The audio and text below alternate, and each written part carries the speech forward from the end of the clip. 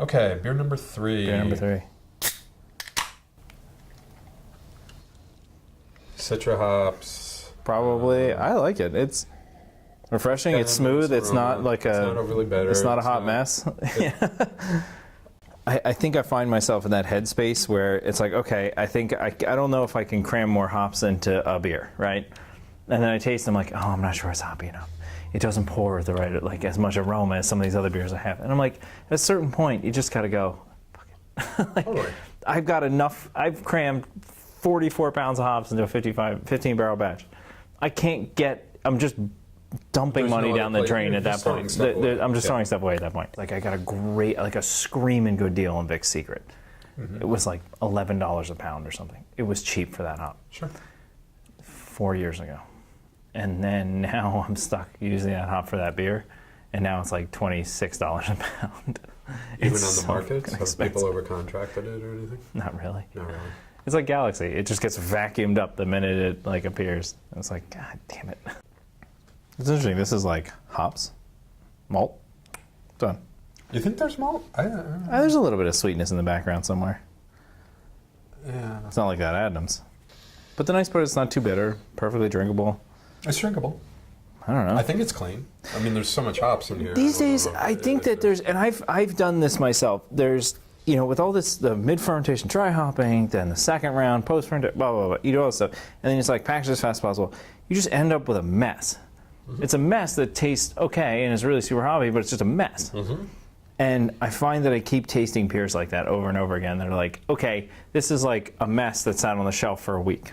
I get it. I see what you did, but it's not all working together. Yeah.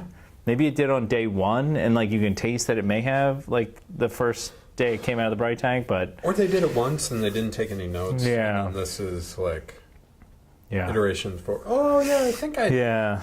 I did it. Nobody's repeating anything. I am curious. The new guys, 4 quarters. Who the hell are they?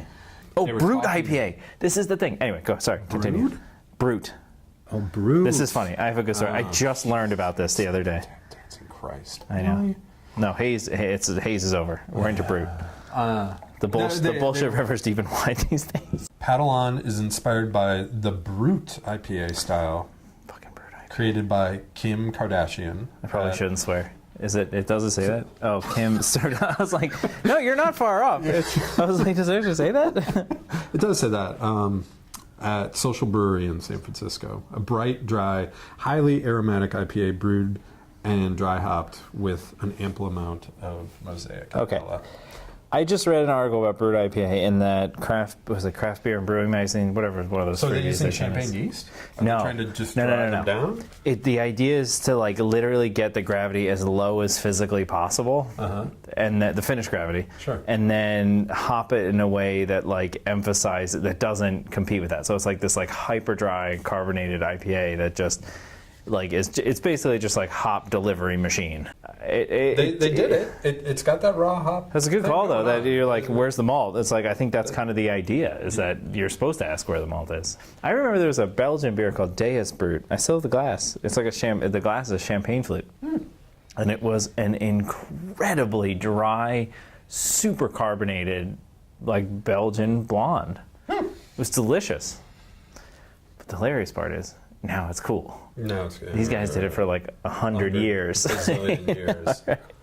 So I was like, hey, I got an idea. Yeah, I mean, you think of like Cantillon, like Rose de Gambris, which is super dry, super thin malt, nothing like that's a brute. Well, and that's the bullshit subjectivity of this whole thing, is that at the end of the day, you know, somebody comes up with an idea and they go, hey, I'm going to do something different, and then it like suddenly like they're lighting the fuse, and then if the timing's right, you know, it catches on. I mean, So who's Kim Kardashian? Who is this? I've never even heard of this brewery. Oh, you haven't heard of her? No, I don't know. At Social Brewery. It's not actually Kim Kardashian.